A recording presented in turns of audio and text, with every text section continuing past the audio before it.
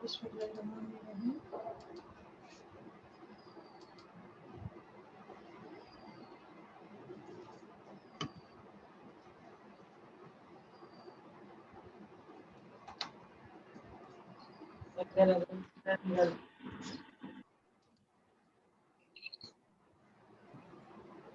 Ma'am আসসালামু আলাইকুম। আসসালাম, কেমন আছো সবাই? ম্যাম আসসালামু আলাইকুম। ওয়ালাইকুম আসসালাম, ভালো আছো সবাই? জি ম্যাম, আসসালামু আলাইকুম। আলহামদুলিল্লাহ ভালো আছি। ম্যাম আপনি কেমন আছেন? আলহামদুলিল্লাহ ভালো আছি। গত সপ্তাহে পরীক্ষা দিয়েছিলে তোমরা? ছোট্ট একটা পরীক্ষা নিলাম, কে কে দিয়েছিলে তোমাদের মধ্যে? বলো তো, নাম্বার পেয়েছো? গ্রুপে দিয়ে দিয়েছি, পেয়েছো? জি ম্যাম ম্যাম। আমি দিতে পারিনি।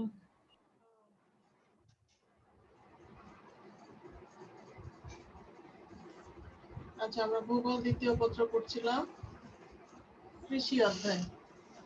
বই বের করো, তোমাদের কাছে বই আছে? দ্বিতীয় পত্র বই বের করো।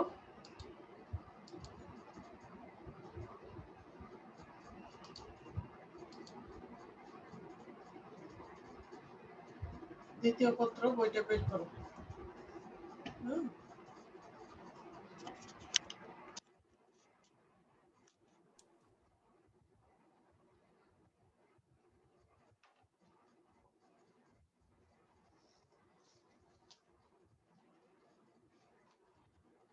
আজকে কিন্তু কৃষির ভৌগোলিক নিয়মও পড়া ছিল।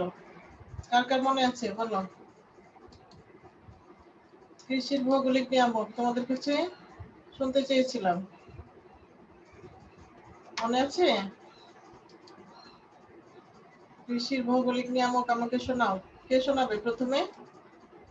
বলো, পড়া দাও। পড়া ছিল যে কৃষির নিয়ামক। কে পড়া দিবে আগে? মোনালিসা দিবা? পড়া দাও মোনালিসা, সুজানা। আচ্ছা, একদম না পারলে বই থেকে দেখে বলো, সুন্দর করে পড়ে শোনাও। সুজানা? জি মিস। হ্যাঁ, ভৌগোলিক নিয়ামকটা পড়ে শোনাও, এটা পড়া ছিল, না দেখে বলার কথা জি ছিল। মিস। হ্যাঁ, যদি না পারো তাহলে দেখে বলো। বলো, সুন্দর করে বলতে থাকো। কৃষিকার্য এবং এর উন্নতির জন্য যেসব ভৌগোলিক নিয়ামকের প্রয়োজন তাদেরকে প্রধানত তিনটি ভাগে বিভক্ত করা হয়, যথা প্রাকৃতিক, অর্থনৈতিক ও সাংস্কৃতিক। ক, প্রাকৃতিক নিয়ামক। প্রাকৃতিক নিয়ামকের মধ্যে রয়েছে জলবায়ু, মৃত্তিকা ও ভূ-প্রকৃতি। জলবায়ু। কৃষিকার্য জলবায়ুর উপর সম্পূর্ণরূপে নির্ভরশীল। পৃথিবীর বিভিন্ন অঞ্চলে বিভিন্ন প্রকার ফসল উৎপাদন ও তার বিস্তার, বিভিন্ন কৃষি পদ্ধতি সবই জলবায়ু দ্বারা নিয়ন্ত্রিত। জলবায়ুর ভিন্নতার দরুন পৃথিবীর এক এক অঞ্চল এক এক প্রকার ফসল উৎপাদনে প্রসিদ্ধ। জলবায়ুর বিভিন্ন উপাদানের মধ্যে কৃষির ওপর উত্তাপ, বৃষ্টিপাত ও আর্দ্রতার প্রভাব সর্বাধিক। 2, মৃত্তিকা। শস্যোৎপাদনের জন্য মৃত্তিকার উর্বরতা একটি প্রধান উপাদান। উর্বর মৃত্তিকায় অধিক ফসল উৎপন্ন হয় এবং অনুর্বর মৃত্তিকা কৃষিকাজের অনুপযোগী। আবার মৃত্তিকার ভিন্নতার দরুন এক স্থানে এক এক প্রকার ফসল ভালো হয়, যেমন নদী উপত্যকার পলিমাটি ধান চাষে, চুন মিশ্রিত মাটি তুলা চাষে, চুন ও পটাশ মিশ্রিত মাটি আখ চাষে এবং লাভা মৃত্তিকা গম চাষের জন্য প্রসিদ্ধ। 3, ভূ-প্রকৃতি। কৃষির জন্য অন্যতম প্রধান উপাদান হলো ভূ-প্রকৃতি, যেমন ধান, পাট প্রভৃতির জন্য নিম্ন সমতল ভূমি এবং চা, কফি, রবার প্রভৃতির জন্য উঁচু ও ঢালু পর্বত ভূমির প্রয়োজন হয়। খ, অর্থনৈতিক নিয়ামক। উপরিউক্ত প্রাকৃতিক নিয়ামকগুলো ছাড়াও কতিপয় অর্থনৈতিক নিয়ামকের ওপর কৃষির সাফল্য বহুল পরিমাণে নির্ভরশীল। এসব নিয়ামকের মধ্যে মূলধন, শ্রমিক, বাজার, পরিবহন ব্যবস্থা, পানি সেচ প্রভৃতি প্রধান। গ. সাংস্কৃতিক নিয়ামক। সাংস্কৃতিক নিয়ামকের মধ্যে রয়েছে জনসংখ্যা, বিজ্ঞান ও প্রযুক্তিবিদ্যা, সরকারি সাহায্য ও সহযোগিতা ইত্যাদি। আচ্ছা, ধন্যবাদ তোমাকে অনেক। আচ্ছা, এখানে দেখো, যদি বলা হয় যে কৃষির উপযোগী বা উন্নতির জন্য ভৌগোলিক নিয়ামক, তাহলে কিন্তু তিনটাই হবে, বুঝতে পারছো? আর যদি বলে প্রাকৃতিক নিয়ামক, তাহলে কয়টা হবে? তাহলে কি কি হবে বলো? প্রাকৃতিক নিয়ামকের মধ্যে তিনটি মিস: জলবায়ু, মৃত্তিকা, ভূপ্রকৃতি। জলবায়ু, মৃত্তিকা, ভূপ্রকৃতি। এটা হলো ধরো জেনারেলি যদি বলি, মানে সাধারণভাবে সব ফসলের জন্য। কিন্তু যখন ধান, গম, পাট, আখ, চা আলাদা করে বলবে, তখন কিন্তু নিয়ামক আলাদা। তোমরা কি এটা বুঝতে পেরেছো? বলো আমাকে। কারণ ধানের বেলা আলাদা হবে কেন? ধান চাষের জন্য আলাদা রকমের তাপমাত্রা, বৃষ্টিপাত কি পরিমাণ লাগে, সেটা আলাদা আলাদা ফসলের জন্য আলাদা আলাদা বলতে হবে। কিন্তু যখন বলবে তোমাকে যে কৃষির ভৌগোলিক নিয়ামক বা কৃষির প্রাকৃতিক নিয়ামক, তখন কিন্তু এটা হলো সাধারণ সবটার জন্য। হ্যাঁ, আচ্ছা, এবার দেখো, বিশ্বব্যাপী ধান, গম, আখ, চায়ের উৎপাদন নিয়ামক, বন্টন এবং অর্থনৈতিক গুরুত্ব। প্রথমেই আসছে ধান। ধান প্রাচীনকাল থেকে ধানের চাষ হয়ে আসছে এবং এটি পৃথিবীর প্রায় অর্ধেক লোকের প্রধান খাদ্য। কত লোকের বলো? অর্ধেক লোকের। পৃথিবীর মোট জনসংখ্যা কি জানো তোমরা কত হতে পারে? জানা আছে? বলো তো। 750 কোটির মতো না?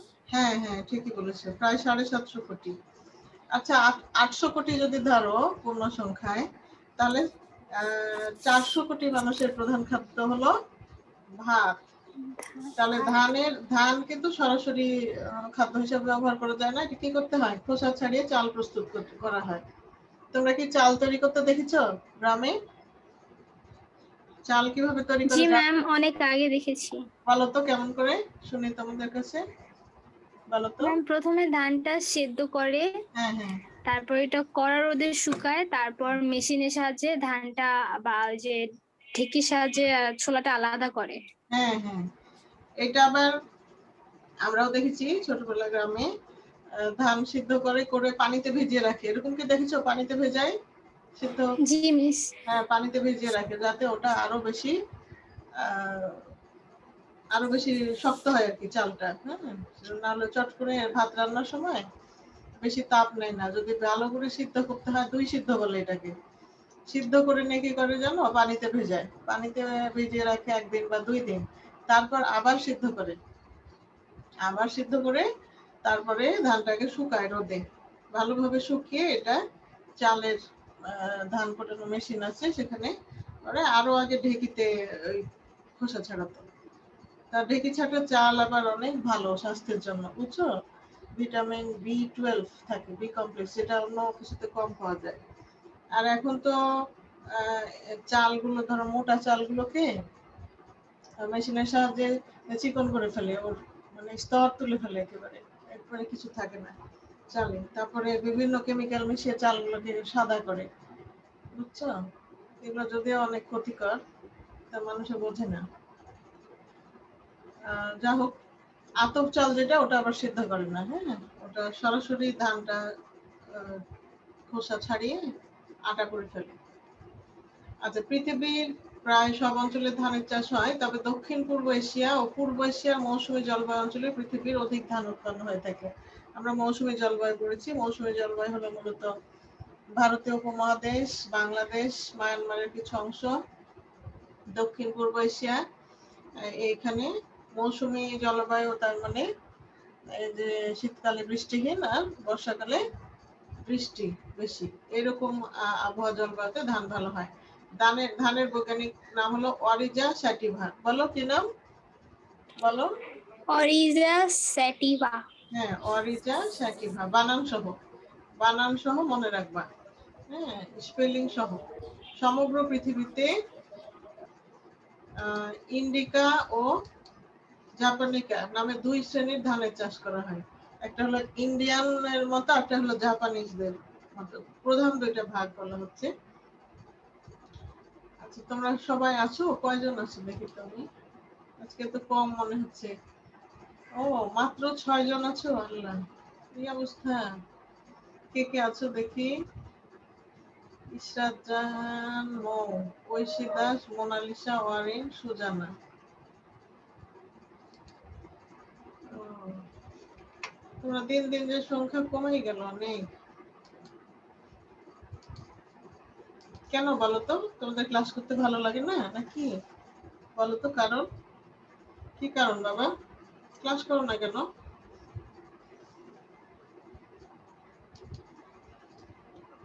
আচ্ছা, ধান চাষের ভৌগোলিক নিয়ামকের মধ্যে দেখো, প্রাকৃতিক নিয়ামক, আবার ওই যে তিনটা, প্রাকৃতিক, অর্থনৈতিক আর সাংস্কৃতিক।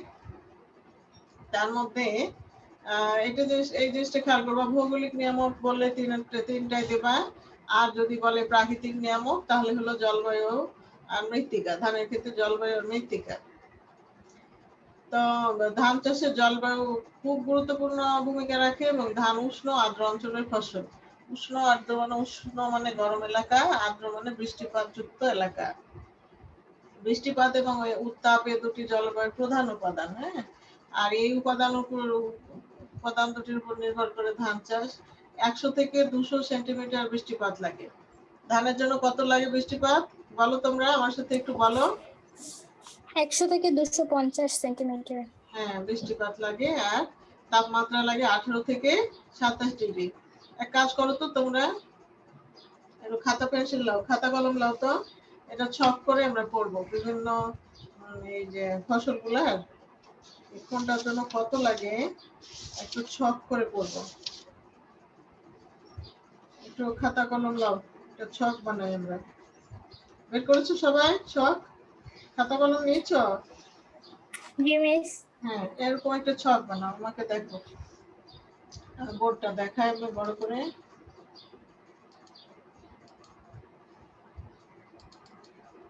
বোর্ডটা দেখতে পাচ্ছ কি?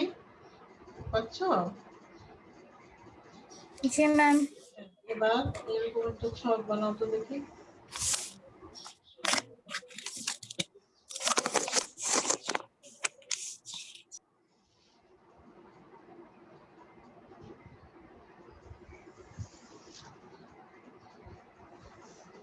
এটা হলো ফসল।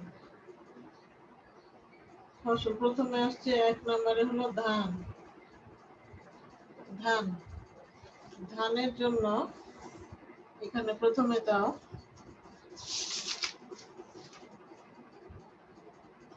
বৃষ্টিপাত। এভাবে করলে মনে থাকবে বৃষ্টিপাত কত।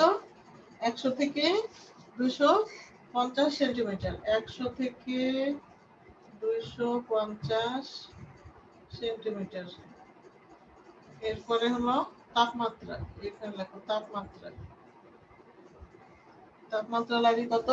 18 থেকে 18 ডিগ্রি সেলসিয়াস ও 27 degree Celsius. 18 degree Celsius, 27 degree Celsius. এবার লেখো মৃত্তিকা। মৃত্তিকা, এখানে দেখো শেষে লেখো মৃত্তিকা। কেমন মাটি প্রয়োজন? এখানে লেখো পলি মাটি। এইভাবে হয়তো পরীক্ষায় আসবে না, কিন্তু আমরা এভাবে শিখলে কি হবে বলো? বলো কি হবে? কথা বলো।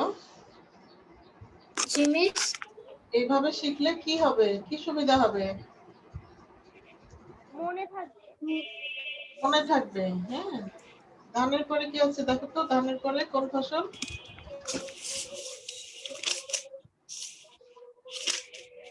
উল্টাও, কত উল্টাও।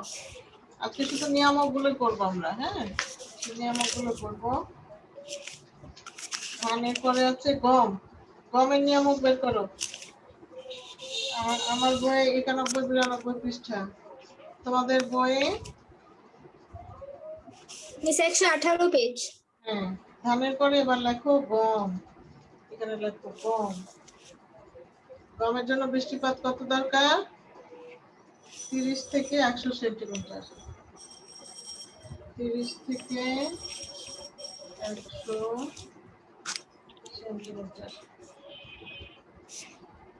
আর তাপমাত্রা 18 ডিগ্রি থেকে 22 ডিগ্রি, 18 ডিগ্রি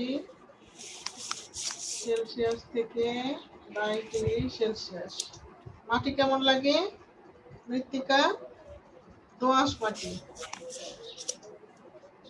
দোআঁশ মাটি, দোআঁশ। দোআঁশ মাটি মানে যে মাটিতে বালু, পলি আর কাদার পরিমাণ সমান থাকে, দোআঁশ মাটি। এবারে যাও, গমের পরে কি আছে দেখো, আখ। আখ চাষের জন্য আখ লেখো, 3 নম্বরে লেখো আখ। আখ চাষের জন্য কি কি লাগে দেখো। আখ চাষের জন্য লাগে 125 থেকে 175 সেন্টিমিটার বৃষ্টিপাত, 125 থেকে 175 সেন্টিমিটার বৃষ্টিপাত। আর তাপমাত্রা লাগে 24 degree Celsius, 24 degree, 24 degree Celsius. আর মৃত্তিকা হলো চুন ও পটাশ জাতীয় পদার্থ মিশ্রিত দোআঁশ মৃত্তিকা, চুন ও পটাশ মিশ্রিত, চুন ও পটাশ মিশ্রিত দোআঁশ, দোআঁশ মাটি। চুন ও পটাশ মিশ্রিত দোআঁশ মাটি। এরপরে কি আছে বলো। এরপরে আছে চা।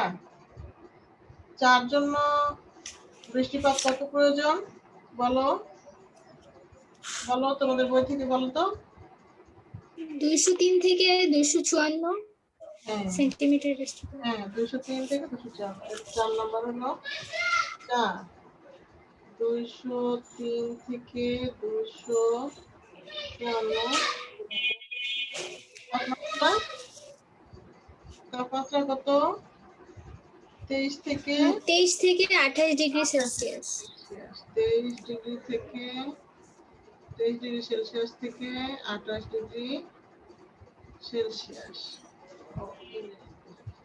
সি মানে সেলসিয়াস। আচ্ছা, এখানে মাটি কেমন দরকার? উর্বর লৌহ মিশ্রিত দোআঁশ মাটি। হ্যাঁ, লৌহ মিশ্রিত দোআঁশ মাটি। তো আগেটা হলো চুন ও পটাশ, আর এটা হলো লৌহ মিশ্রিত দোআঁশ।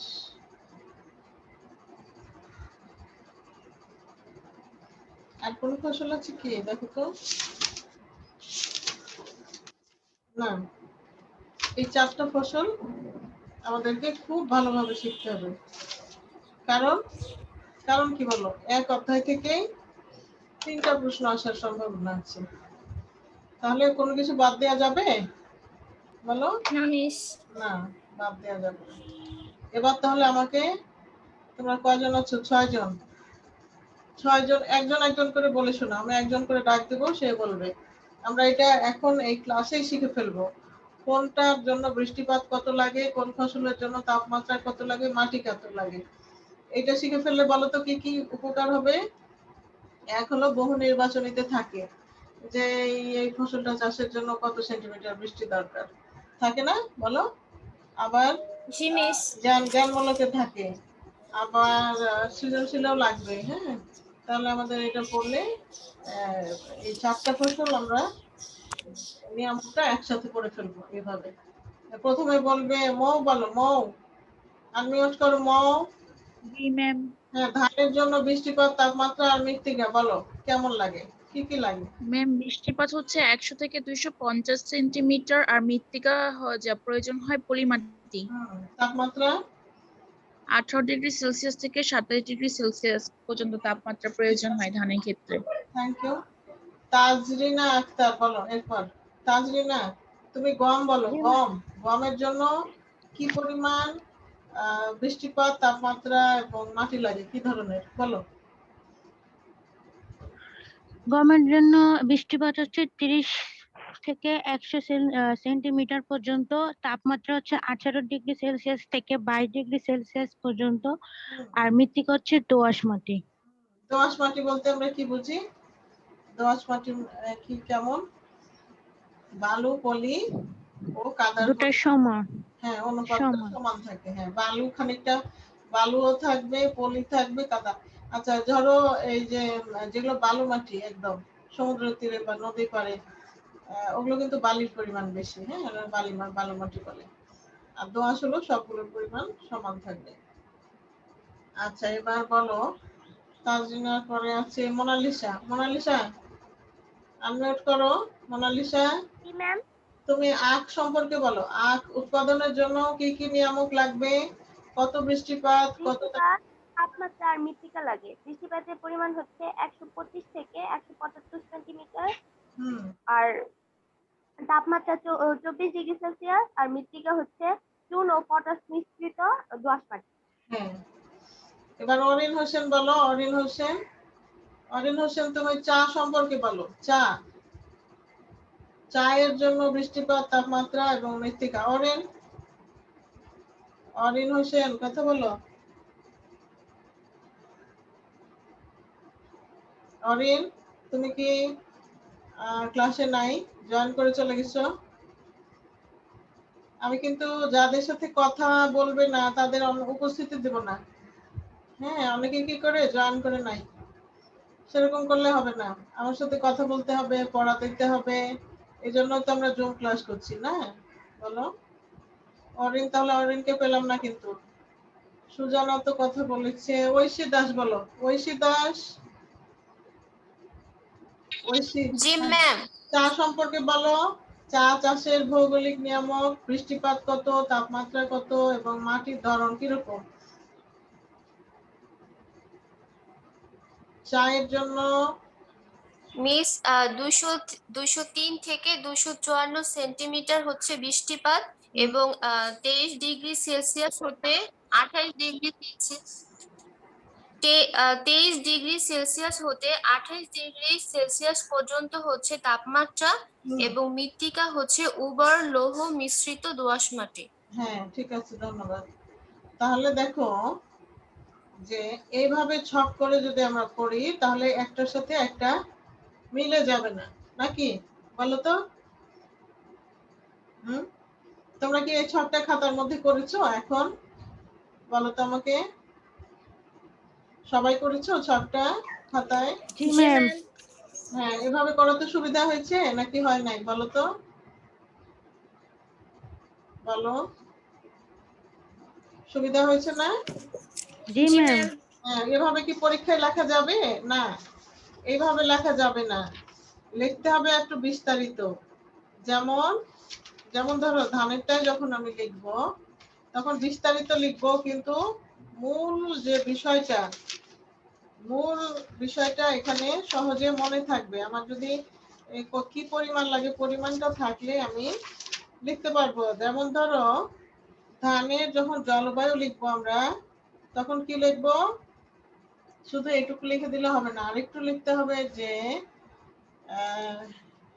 যে ধান চাষে জলবায়ুর প্রভাব অত্যন্ত গুরুত্বপূর্ণ এবং ধান উষ্ণ ও আর্দ্র অঞ্চলের ফসল। এই কথাগুলো একটু বলতে হবে, দু চারটা বাড়তি কথা আসবে। উষ্ণ ও আর্দ্র অঞ্চলের ফসল, কারণ বৃষ্টিপাত এবং উত্তাপ এই দুটি জলবায়ুর প্রধান উপাদান এবং এই দুটি উপাদানের উপরই ধান চাষ নির্ভর করে। 100 থেকে 250 সেন্টিমিটার বৃষ্টিপাত এবং 18 ডিগ্রি থেকে 27 ডিগ্রি সেলসিয়াস তাপমাত্রা ধান চাষের জন্য উপযুক্ত। এভাবে প্যারা করে লিখতে হবে বইয়ের মতো করে, কেমন? তাহলে আমরা এরকম ছক করলাম কেন বলতো? ঐশী ছক করলাম কেন? ওই যে সুলতানা পরে জয়েন করলো, একটু শোনো। ঐশী একটু বলো। ঐশী দাস। জি ম্যাম। হ্যাঁ আমি বলছি যে বইয়ে যেরকম প্যারা করে ভৌগোলিক নিয়ামক লেখা আছে ওইভাবেই কিন্তু পরীক্ষায় লিখতে হবে। কিন্তু আমরা ছক করেছি কেন? সুলতানা মাত্র জয়েন করলো, ও একটু শুনবে, বলো।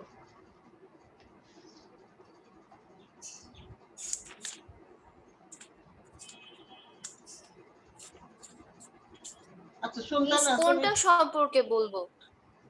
ও বলবা যে আমরা এরকম ছক করে শিখছি কেন, ছক করে কি পরীক্ষায় লিখবো নাকি কেন করলাম ছকটা বলো একটু। মিস পড়াটা মনে রাখার জন্য। মনে থাকার জন্য। হ্যাঁ এক নজরে যাতে মনে থাকে। হ্যাঁ তোমরা জি নিজেরাই ম্যাম। খাতায় তুলে রাখো, এক নজরে মানে একবার চোখ বুলালে যেন তোমার এটা মনে হয়ে যায়। হ্যাঁ দেখো ধান 100 থেকে 250, গম 30 থেকে 100, সহজেই মনে থাকবে। দেখো ধান আর গম কি কি মিল আছে, দেখো মিল হলো একটু খেয়াল করো, মনে রাখার জন্য কিন্তু অনেক কৌশল করতে হয়। হ্যাঁ কৌশল মানে কিছু কিছু সূত্র ধরে মনে রাখতে হয়। যেমন ধরো 100 থেকে 250 সেন্টিমিটার হলো ধানের জন্য বৃষ্টিপাত, গমের জন্য 30 থেকে 100 মানে ধানের জন্য সর্বনিম্ন যেটা, গমের জন্য সর্বোচ্চ সেটা, ঠিক না বলো তো মৌ? মৌ ঐশী ঐশী কথা বলো, তোমরা চটপট করে কথা বলবা। আর গমের জন্য সর্বনিম্ন 30। আবার দেখো তাপমাত্রার বেলায় সর্বনিম্ন 18, ধানের বেলাও 18, গমের বেলাও 18, কিন্তু সর্বোচ্চ ধানের বেলায় বেশি 27 ডিগ্রি সেলসিয়াস, আর গমের জন্য 22 ডিগ্রি সেলসিয়াস, ঠিক না? জি ম্যাম। হ্যাঁ মনে থাকবে। ধান গমটা তুলনা করে আমরা মনে রাখি। এগুলো কিন্তু ক্লাসে অনেক সময় দেখা গেছে যে ভুলে যেতে, তোমরা প্রশ্ন করলে দেখা গেল ভুলে গেছি ম্যাডাম। হ্যাঁ তাহলে ধান আমার সাথে বলো 100 থেকে 250 কত বলো, 100 থেকে 250, গম কত 30 থেকে 100, ধান যেখানে শুরু সর্বনিম্ন বৃষ্টিপাত 100, গমের সেখানে সর্বোচ্চ। আবার তাপমাত্রা দেখো ধান গমের ক্ষেত্রে 18 ডিগ্রি সেলসিয়াস, 250 সেন্টিমিটার। হ্যাঁ গমের ক্ষেত্রে 18 ডিগ্রি সেলসিয়াস, ধানের হলো 18 থেকে 27, আর গমের বেলায় 18 থেকে 22। তার মানে গম হলো শীতকালীন ফসল, শীতের দেশের ফসল। আখ 125 থেকে 175 সেন্টিমিটার এবং 24 ডিগ্রি সেলসিয়াস হলো তাপমাত্রা। চা হলো 203 থেকে 254 সেন্টিমিটার। তোমরা জানো নিশ্চয় যে বাংলাদেশের গড় বৃষ্টিপাত হলো 203 সেন্টিমিটার, বুঝতে পারছো? এখন 254 তো 103 থেকে বেশি, মানে বাংলাদেশের গড় বৃষ্টিপাতের চেয়েও বেশি বৃষ্টিপাত প্রয়োজন চা চাষের জন্য। তাহলে বাংলাদেশের চা কিভাবে হয়? গড় বৃষ্টিপাতের চেয়ে যদি এত বেশি প্রয়োজন হয়, মানে প্রায় 50 সেন্টিমিটার বেশি প্রয়োজন হয় বৃষ্টি, যেহেতু সিলেটে চা চাষ হয় এবং তোমরা জানো যে বাংলাদেশের সিলেট অঞ্চলে বৃষ্টিপাত বেশি হয়। সিলেট অঞ্চলে বৃষ্টিপাত বেশি হয় বলে সিলেটের ঢালু পাহাড়ি অঞ্চলে চা চাষ ভালো হয়। আচ্ছা একদম পরে এসছো কে? সুলতানা। সুলতানা আমার সাথে একটু কথা বলো। সুলতানা আনমিউট করো। হ্যাঁ সুলতানা তোমার রোল কত? 115। ও সিমি, তুমি সিমি জি এত পরে কেন বাবা, এত দেরি হয়ে গেল যে ক্লাসে? আমি স্যার ছিল তো যাই একটু দেরি হয়ে গেল। আচ্ছা ওকে শোনো, এই যে নিয়ামক গুলো প্রত্যেকটা ভুল করা যাবে না কিন্তু। হ্যাঁ এই 4টা ফসলের নিয়ামক পড়া থাকলো। আমি আগামী ক্লাসে ইনশাল্লাহ সোমবারে না তোমাদের ক্লাস পরশু, সোমবারে জি ম্যাম। এক একজনের কাছে এক একটা শুনতে চাইবো, না বলতে পারলে কিন্তু হবে না। মনে করো বললাম ঐশী দাস তুমি বলো চায়ের ক্ষেত্রে বৃষ্টিপাত, তাপমাত্রা, মাটি কেমন দরকার। হ্যাঁ তো যেন একদম ঠোঁটের উপরে থাকে, সুন্দর করে যেন বলতে পারো। সাথে সাথে 203 থেকে 254 সেন্টিমিটার বৃষ্টিপাত, 23 ডিগ্রি সেলসিয়াস থেকে 28 ডিগ্রি সেলসিয়াস তাপমাত্রা এবং লৌহ মিশ্রিত 10 মাটি লাগে মিশ, ঠিক আছে? এভাবে বলতে জি পারবা না ম্যাম। সবাই? 8 জন আছো, এই 8 জনের কাছে আমি শুনবো আজকে উপস্থিতি নেওয়ার সময় নাম যাদের যাদের আছে। 8 জন এই 4টা ফসলের ভৌগোলিক নিয়ামক পুরা না দেখে বলবা, এটা তোমাদের পড়া থাকলো। এখান থেকে পরীক্ষা আসবে নাকি আসবে না বলো তো? আসবে। পরীক্ষায় হ্যাঁ কমপক্ষে এই 4টা ফসলের নিয়ামক থেকে কমপক্ষে 2টা আসবে। আসবে না বলো তো? আসবে কি না? জি ম্যাম। হ্যাঁ কম করে 2টা আসবে। তাহলে এটা আমরা ভালো করে শিখবো না কেন, তাই না? শেখা উচিত না? হ্যাঁ শেখা। জি। হ্যাঁ এবার একটু ধান চাষের অর্থনৈতিক নিয়ামকটা দেখি। অর্থনৈতিক নিয়ামকগুলো প্রায় একই ধরনের প্রত্যেকটা ফসলের। অর্থনৈতিক নিয়ামকের মধ্যে প্রথমে আসছে হলো মূলধন। যে কোনো কাজ করলে প্রথমে যেটা লাগবে সেটা হলো কি? মূলধন, টাকা আর কি। তবে টাকার সাথে জমি, যন্ত্রপাতি এগুলো অবশ্য মূলধনের আওতায় পড়ে। তোমরা অর্থনীতিতে পড়েছো। তোমাদের অর্থনীতির কি অবস্থা? পড়া শেষ হয়েছে অর্থনীতি সিলেবাস? বলো তো অর্থনীতির কি অবস্থা? তোমাদের অর্থনীতির যে একটু গ্যাপ ছিল, বেশ কিছুদিন টিচার ছিলেন না, বলো তো একটু ক্লাস কম পেয়েছিলে তোমরা বলতে। অর্থনীতি কি শেষ হয়েছে এখন? শর্ট সিলেবাস নাকি চলছে? একটু কথা বলো সুজানা। জি ম্যাম। অর্থনীতি কি শেষ করতে পেরেছো? অর্থনৈতিক অসুবিধা বলতে তোমরা সেটা কি? আমি তো লাস্ট উইক ক্লাস করি নাই, কোনো ক্লাসই করতে পারি না, আমার একটু ফোনে প্রবলেম ছিল তো আমি জানি না সঠিক। জানো না? আচ্ছা মৌ বলো তো, মৌ তো ক্লাস করে রেগুলার। মৌ জি ম্যাম। সিলেবাস কি শেষ হলো? ফার্স্ট পার্ট এখনো শেষ করেনি, শেষ হয়ে যাবে, সেকেন্ড পার্টে আমরা যাব। যাবা শর্ট সিলেবাসে না? শর্টে? জি ম্যাম। শর্টটা নিয়ে আলোচনা করছো। আচ্ছা আচ্ছা তবে যারা ভালো জায়গায় ভর্তি হতে চাও অ্যাডমিশনে পরে, তারা কিন্তু সবটাই করতে হবে এখন থেকে। বাদ দিও না, যেখানে দরকার হয় অন্য অধ্যায় হলেও মিসকে জিজ্ঞেস করে, তো যে জায়গায় বোঝো না সেটা কিন্তু বুঝে নিও, ঠিক আছে? সবাই যে কোনো সাবজেক্ট, আমার সাবজেক্টও ভূগোলেও যদি যে অধ্যায়গুলো আমরা বাদ দিয়ে যাচ্ছি এখন, হ্যাঁ যে অধ্যায়গুলো বাদ দিয়ে যাচ্ছি সেখান থেকে যদি কোনো অসুবিধা থাকে, তোমরা বোর্ড পরীক্ষার পাশাপাশি মাথায় একটু ভর্তি পরীক্ষার বিষয়টাও মাথায় রেখো, বুঝছো? তোমরা কি বুঝতে পারছো আমার কথা? জি ম্যাম। এই জন্য আমাকে একটু জিজ্ঞেস করবা, যেখানে না বোঝো বা যদি বলো যে এটা সব সিলেবাসে না থাকুক, তাও আমাদের একটু পড়ায় দেন তো এই অধ্যায়টা আরেকবার। হ্যাঁ তা আমি পড়ায় দেবো, বুঝতে পারছো?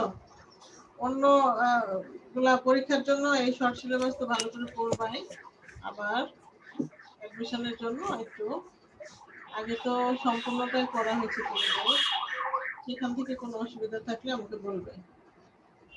অর্থনৈতিক নিয়ামকের মধ্যে তাহলে মূলধনের প্রয়োজন সবচেয়ে বেশি, কারণ মূলধন ছাড়া ধান চাষ কোনো ক্রমেই সম্ভব নয়। কি কি কাজে মূলধন লাগে বলো? চাষের পশু ক্রয় করতে হয়, যন্ত্রপাতি ক্রয় করতে হয়। যদি এই যে লাঙ্গল দিয়ে হাল বলদ দিয়ে চাষ করা হয় তাহলে সেও কিনতে হয়। আবার যদি যন্ত্রের সাহায্যে ট্রাক্টর কিনতে হয়, হ্যাঁ এরকম। এছাড়া উন্নত মানের বীজ, সার, কীটনাশক, আবার শ্রমিকের মজুরি। দেখা গেল একা কাজ করে করা যায় না, শ্রমিক লাগে, কিন্তু শ্রমিকের মজুরি বাবদ প্রচুর অর্থের প্রয়োজন হয়। এছাড়া সুলভ শ্রমিকের প্রাচুর্য, সুলভ শ্রমিক মানে যাতে সহজেই শ্রমিক পাওয়া যায়, কম পারিশ্রমিকে বাজার, পরিবহন ব্যবস্থা ইত্যাদি অর্থনৈতিক নিয়ামক।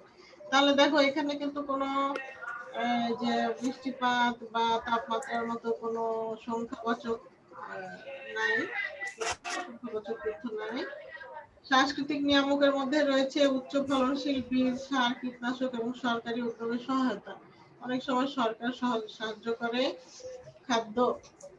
খাদ্যে স্বয়ংসম্পূর্ণতা আনার জন্য, সরকারি সাহায্য অনেক সময় দরকার হয়।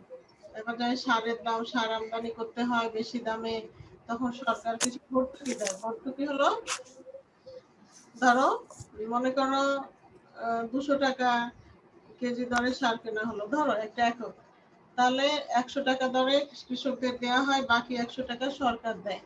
হ্যাঁ এটাকে বলে ভর্তুকি, মানে সরকারি সাহায্য এক প্রকার, ভর্তুকি, যেটা কৃষি উৎপাদনে খাদ্য স্বয়ংসম্পূর্ণতা আনতে সহায়ক হয়। বলো তো আজকের পড়া থেকে, আজকে যে আমরা পড়লাম 4টা ফসলের নিয়ামক, এখান থেকে কোনো অসুবিধা আছে কিনা, তোমাদের কোনো প্রশ্ন আছে কিনা বলো।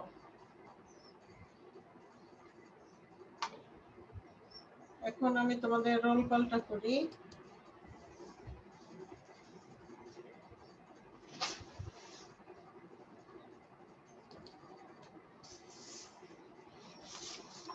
উপস্থিতি কেন কমে গেল? আগে ছিল আগে থাকতো 20 জন, তারপর 10 জন, এখন 10 জনের নিচে।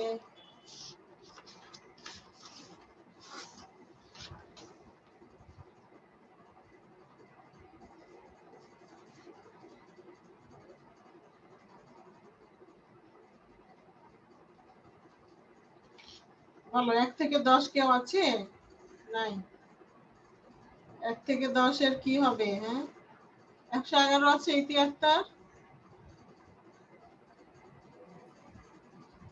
আক্তার নাই। তারপরে 115 আছো, সুলতানা জাহান? জি মিস।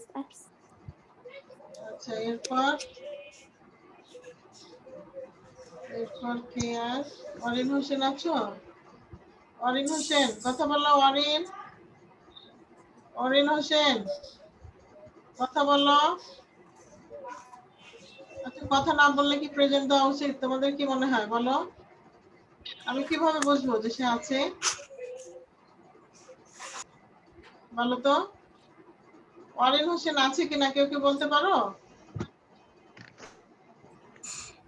সম্ভবত নাই। আমি কিন্তু কথা না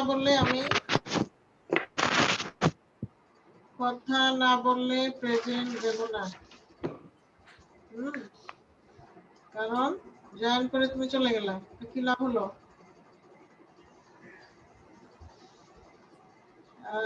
130 তাজবিন আছো? জি ম্যাম আছি। তাজবিন তুমি তো একদম শেষে আসলে বাবা, কেন এত শেষে কেন? তাজবিন এত শেষে কেন? ক্লাসের শুরুতে জয়েন করতে হবে না? আর কে? তানজিমা কি আছো? না, কি আছো? 30 থেকে 40 বলো তো কে আছো? নাই। 40 থেকে 50? মিস 148। ম্যাম 143। 44, 43। তাজরিনা তোমার গ্যাপে ক্লাস না? মিস 150। ম্যাম 148। 148। সুজানা আহমেদ? সুজানাও রেগুলার না, মাঝে মাঝে। ঐশী দাস 150। আর মিস 150। হ্যাঁ 150 দিলাম। 155 আছো? নাই। মোনালিসা আছো? মোনালিসা কত? জি ম্যাম আছি। 160, 159 নাকি 60? আচ্ছা 160। 1 2 3 4 5 6 7 8। ঠিক আছে, তোমরা কি পড়া থাকলো বলো? তোমাদের পড়া থাকলো কোনটা বাবা বলে দাও একটু। হোমওয়ার্ক কি? ধান, গম, নিয়ামক। আখ ও চায়ের নিয়ামক। হ্যাঁ, ধান, গম, আখ এবং চা, এই 4টা ফসলের নিয়ামক। হ্যাঁ, প্যারা করে বলবে, সুন্দর করে, একদম শর্টকাট না, একদম বইয়ে যেভাবে আছে এইভাবে বলবে। আমি ধরো জিজ্ঞেস করলাম যে ধান চাষের ভৌগোলিক নিয়ামক বলো, তখন বলবা যে ভৌগোলিক নিয়ামক 3 রকম। একটা হলো প্রাকৃতিক, অর্থনৈতিক, সাংস্কৃতিক। প্রাকৃতিকের মধ্যে প্রথমে কোনটা আছে? জলবায়ু। তারপর লিখবে যে এভাবে বলবে ধান চাষে জলবায়ুর প্রভাব গুরুত্বপূর্ণ, ধান উষ্ণ আর্দ্র অঞ্চলের ফসল। এরকম করে একটু বিস্তারিত বলবে, কেমন? মিস 115 দিয়েছেন। হ্যাঁ সুলতানা, শোনো, সবার কাছে শুনবো পড়াটা। 4টা ফসলের ভৌগোলিক নিয়ামক: ধান, গম, চা এবং আখ। ঠিক আছে? কোনটার জন্য কি পরিমাণ একদম বিস্তারিত, একদম যেখানে 3 লাইন আছে বইয়ে সে 3 লাইনে। হ্যাঁ, যেমন ধরো ধান চাষের জন্য পলি মাটি উপযুক্ত, এটা শুধু পলি মাটি বলে ছেড়ে দিলে হবে না, তোমাকে বলতে হবে নদী উপত্যকার পলি মাটি ধান চাষের জন্য উপযুক্ত, পানি ধরে রাখতে পারে এরূপ কাদামাটিতে ধানের ফলন বেশি হয়। তোমরা যারা